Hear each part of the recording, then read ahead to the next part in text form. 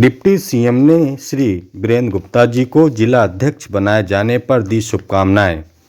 रीवा के अटल कुंज कार्यालय में आयोजित शपथ ग्रहण समारोह में मुख्य अतिथि के तौर पर मध्य प्रदेश के लोकप्रिय डिप्टी सीएम राजेंद्र शुक्ल ने नवनियुक्त जिला अध्यक्ष श्री वीरेंद्र गुप्ता जी को अपनी ओर से शुभकामनाएं देते हुए आगे क्या कहा, आइए सुनते हैं।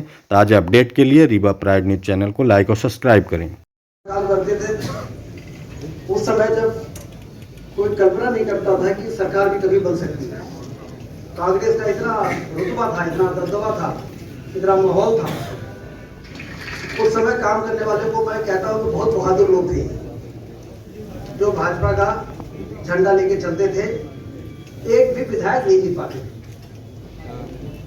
लेकिन फिर भी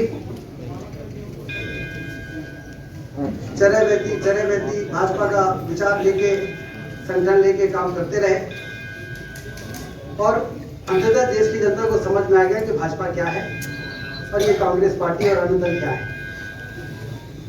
मैं जब भाजपा में आया था तो हीरा सिंह जी जिलाध्यक्ष थे उस समय।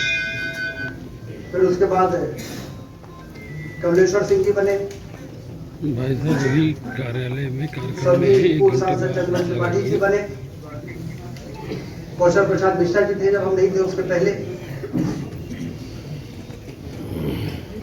सुशील मिश्रा जी थे। ये उस समय के अध्यक्ष थे जब जमीन तैयार हो रही थी, ये गुड़ाई बोवाई करके और लगे हुए थे कि, और बाद में फिर विद्या जी बने, ये शुभंकर अध्यक्ष साबित हुए। फिर 8 में 8 सीटें आ गई भाजपा की। 8 में 8 सीटें आ गई तो विद्या जी शुभंकर साबित हुए, लेकिन विद्या जी को वो फल तोड़ने का मौका मिला जो बहुत पहले के लोगों ने उसमें लगातार पौधा लगा के और बड़ा कर करके और पानी डाल के उसको तैयार किया। उसके बाद डॉक्टर अजय सिंह जी की मैं प्रशंसा करना चाहूंगा कि इन्होंने आज जो वातावरण है सोशल मीडिया, IIT, उसका भरपूर उपयोग किया और प्रदेश कार्यालय में कई बार प्रदेश अध्यक्ष जी से और नेताओं के द्वारा इनको सबसे ज्यादा मेंबरशिप करना, सबसे ज्यादा बूथ की समिति समय से बनाना, इन सब चीजों के मामले में पूरे मध्य प्रदेश में पहला अवार्ड हमारे रीवा को मिला था। तो ये अवार्ड ऐसे थोड़ी मिलते हैं, उसको इन्होंने दिखावत रखा। एक आध से कहा जी तो कोई लेकिन भाजपा के गढ़ 30 में 24 सीटें 18 में भी थी और 30 में 24 सीटें विंध्य क्षेत्र में 325 सीटें 2023 में भी हमारी रही। लोकसभा चुनाव लगातार हम जीत रहे, जनता का भरोसा हमारे ऊपर बना हुआ है, ईश्वर की कृपा है। आप सबकी मेहनत है, तपस्या है, पसीना है, जिसके कारण अब यहाँ पे कितने लोग हैं। अभी विदेश से बता रहे थे तो मुझे लगता था कि भाई साहब पार्टी का कार्यालय में भी कार्यक्रम चल रहा है और हमें तो इसलिए हमें सबका अनुभव है, चुनाव हारने का अनुभव है, टिकट कटने का अनुभव है, मंत्री बनने का अनुभव है, फिर मंत्री से हटने का अनुभव है, फिर मंत्री फिर बनने का अनुभव है, फिर मंत्री से हटने का अनुभव है और फिर से मंत्री बनने का अनुभव है। लेकिन हर परिस्थिति में हमको सामान्य रहना है, क्योंकि जब आपके मंशानुसार निर्णय नहीं होता उस समय हमारे पार्टी के लोगों की दोस्ती ज्यादा आपके ऊपर। हमको कुछ बना दिया था तो हम प्रसन्न हैं, नहीं बनाया तो हम क्या कर रहे हैं, ये वहां के लोग ज्यादा देख रहे हैं। उस समय हमें बहुत धैर्य, संयम, बहुत अच्छी बात कही ममता जी, दिल को छूने वाली बात कही। कर्तव्य पथ पर जो मिला यह भी सही वो भी नहीं। ये अटल जी की कविता है। पहली लाइन क्या है, क्या हार में क्या जीत में, जीत नहीं भयभीत में, क्या हार में क्या जीत में, KP त्रिपाठी जी के लिए है और प्रबोध व्यास जी के लिए। क्या हार में क्या जीत में, किंचित नहीं भयभीत में।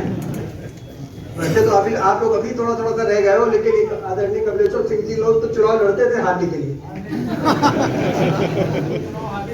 ये हारने के लड़ते थे क्योंकि पार्टी का सिंबल पहुंचे, पार्टी की चर्चा हो। आदरणीय केशव पाटिल जी के बारे में लोग बताते हैं कि रिक्शे में अनाउंस करते थे कि आज दर्शन के नेता केशव पांडे जी का देश में 4 बजे भाषण होगा। घंटे बाद कृपया ज्यादा से ज्यादा संख्या में आप पहुंचने का कष्ट करें। और मालूम पड़ता था कि जो अनाउंस करने वाले थे केशव पांडे जी होते। और फिर घर जाते थे, खाना पीना खा के कुर्ता बदल के फिर आ जाते थे और फिर भाषण देते।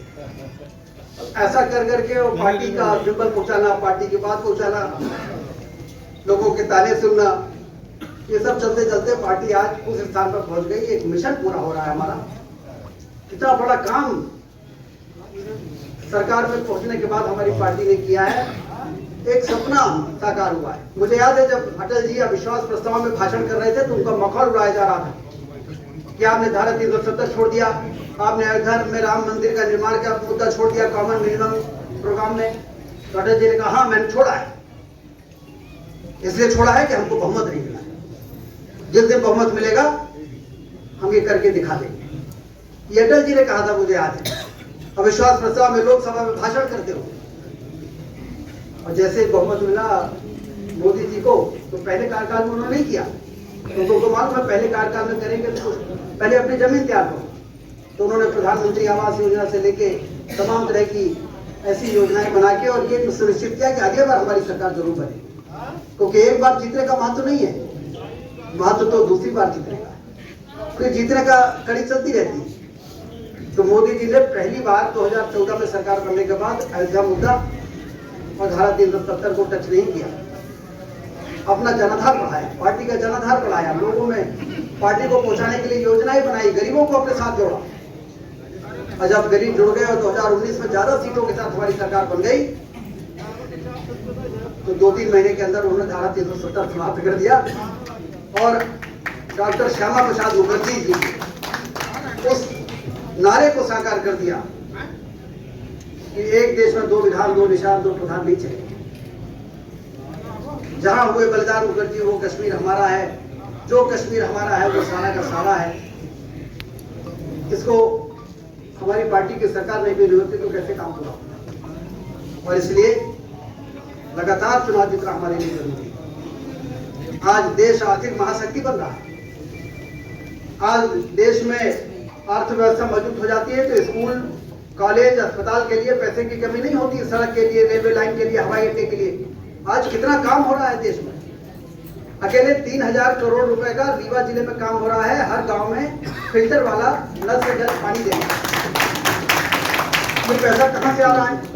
पहले तो एक ट्रांसफार्मर कोई नेता लगवा देता था, जब उस गांव में जाता था तो बैंड बाजे के साथ उस विधायक का स्वागत होता था कि एक ट्रांसफार्मर लगवा दिया इन्होंने, 2 हैंडपंप करा दिया। लेकिन आज तो 3-3 हजार करोड़ रुपए से नल से जल देने का काम हो रहा है। कभी कभी आश्चर्य होता है, कभी कभी लगता है कि इतना बड़ी धनराशि का इंतजाम मोदी जी कर रहे हैं, कितनी बड़ी बात है। आज लाडली बहना में हम लोग हर महीने 1500 करोड़ रुपए दे रहे हैं। ये देश की अर्थव्यवस्था मजबूत करने के कारण हो रही है। प्रदेश की अर्थव्यवस्था मजबूत हुई है क्योंकि भाजपा ने ईमानदारी के साथ जनता की गाढ़ी कमाई का पैसा खजाने में लाने में सफल रही और उसका अब सही प्रकार से डिस्ट्रीब्यूशन कर रही है विकास में और जन कल्याणकारी योजनाओं में। तो इसलिए भाजपा का हर चुनाव में जीतना जरूरी है। भाजपा चुनाव जीतती है संगठन के दम पर और संगठन के मुखिया के रूप में जो व्यक्ति बैठता है वो हमारा नेता होता है। तो इसलिए आज हम लोग वीरेंद्र गुप्ता जी का अभिनंदन करने के लिए यहाँ पर इकट्ठा है। और वीरेंद्र जी को वास्तव में जब मैं देखता था तो यहाँ पर मुख्यमंत्री 25 साल से तो हम लोग मैं देख ही रहा हूँ, मुख्यमंत्री का कार्यक्रम हो रहा, प्रधानमंत्री का कार्यक्रम हो रहा। रात को 11-12 बजे मैं जाता था देखने तैयारी कैसी। तो वहाँ पर जब मैं वीरेंद्र गुप्ता जी को देख लेता था तो मैं सोचता था संगठन के कार्यकर्ताओं के दिल में अपना एक दिल जीतने वाले कार्यकर्ता के लोग। मुझे याद है जब उनको नगर निगम में महापौर का टिकट मिला था तो हमारे नगर अध्यक्ष थे, मैं विधायक हो गया था, तो बूथ से लोग फोन करते थे कि बहुत अच्छे आदमी को टिकट दिया, बहुत बढ़िया, पार्टी ने बहुत अच्छा निर्णय लिया। तो ये कार्यकर्ताओं का दिल जीतने वाला काम जो है ये मेरे व्यक्तित्व में है। और इसलिए मैं देख रहा हूँ कि लोग क्योंकि अब दायित्व तो एक सीमा की होता है। बजट जी का 4 साल 4.5 साल हो गया है तो अब दूसरे को दायित्व तो मिलना ही है। तो इसलिए लाइफ जो वीरेंद्र जी को मिला है उसको लेकर जो चलता है, ये पार्टी के मजबूती की ओर इशारा कर रहा है। हम और आगे बढ़ेंगे और अपने